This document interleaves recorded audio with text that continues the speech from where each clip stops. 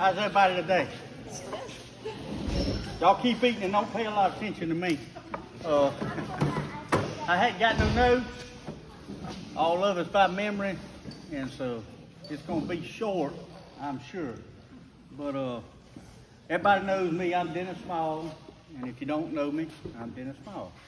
Born 1967, Mulkey Hospital, Millen, Georgia. That puts me almost 54 years old. Had a normal childhood, bad youngin'. That's what I've heard from a bunch of the older people around Millen. Every time somebody mentions Dennis Small, that was a bad youngin'. So if you hear enough of it, you start to believe it. So I was a bad youngin' coming up, but just a typical boy. Went to Millen Baptist Church. My mother and daddy kept me in church, me and Laurie, at a young age. Got baptized, and I tried to remember how old I was, y'all, but I can't do it to save my life. But I got baptized by Brother Crowder, Millen Baptist Church, at a young age, and everything went good, going through school, just being a normal boy. Got to my teenage years and started getting a little rambunctious, as people do, boys do. Got out of high school, got a lot of friends, a lot of people know me in Millen. I know a lot of people. Started drinking pretty bad. Not proud of it, but that's just the way it was. Started drinking pretty bad. Got in trouble with the law a little bit. They didn't like for me to drink while I was driving for some reason. Was driving fine. I don't understand it, but anyway. They took my license for 5 years. As an early 20-year-old man, when you get your license took and you can't drive, it's worse than being on the chain gang. I had to rely on everybody else to take me anywhere I went, unless I walked. So once all that was kind of settled and I was doing my little 5-year time, I kind of figured out I'd become the black sheep of the Small family. So I was somewhat all right with that, but not really. But the Lord, He had a plan for me, and I couldn't see it yet. Y'all gonna have to forgive me if I get a little emotional, because grace is something. No, I'm telling you. But was that a junior senior event in Hilton? I can't put. I'm sorry, y'all. Was at Hilton Head, South Carolina. Drunk for about 3 days. I mean, drunk. Having a good time, but just drunk. And I don't know how in the world, other than God's grace, that I met that woman right there.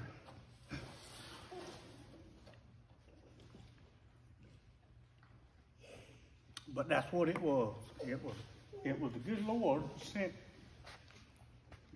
my rosebud, my little angel,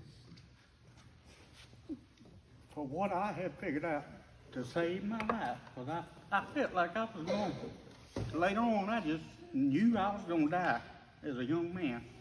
Y'all heard the old saying that you live hard and die young? Well, I was living hard. I mean hard. But He sent Rose to me.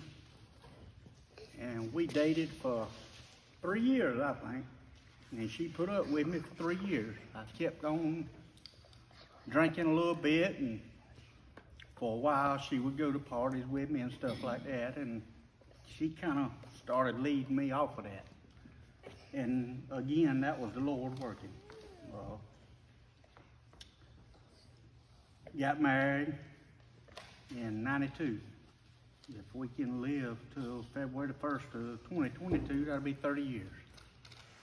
And she probably don't realize that I know that, because I miss our first 2 anniversaries, George had to come get me off the tractor. Boy, you better go get some flowers or something. It's 2 anniversaries. But I got some great in-laws. I got a pa-in-law that I look up just right side of my father. Good Christian man, good Christian values, the whole family. I can't say nothing bad about it. And I have been out there with them, not to discredit my mother and father, but I just was there on their place living, and they have mentored me greatly. And God's grace is just tremendous, y'all, because there is no way without God's love and grace and forgiveness that I could be where I'm at now. And I give him all the credit for it. That's the only person that's the only one I can give the credit to is God. I hate that I'm up here just bawling, but that's what grace does to me.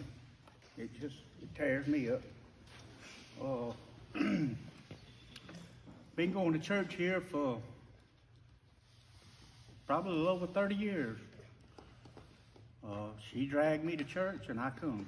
And got ordained as a deacon in '95 with my brother-in-law George. Dan Zellner ordained us. And I'll never forget, Dean Brinson got ordained, I think, in '94. And he come up to me and he said, so Dean knows my past, and he knows what I've done been through and what I'd been saved from. So he come up to me and he said, boy, you can do this. And I said, Dean, I don't know. I don't know about being a deacon, you know. You got to be high up on the list to be a deacon, you know, with the Lord. And I didn't feel like I was high enough. So I went through with it anyway, and not that I'm ever going to be high enough on the list, but I have tried to make it a point to do for this church and the people of this church and this community as much as I can with everybody. And this church here and every member in here, I am so blessed to have y'all in my life that y'all just don't realize. Everybody here has been so kind to me, loving. You'll have a hard head every now and then with me, but that's just part of being human. Other than that, I'm here right now. That's basically my testimony, in short. I mean, I could elaborate and go on and on and on, but y'all done seen enough of me sitting up here crying, so that's all I got to say. Thank you.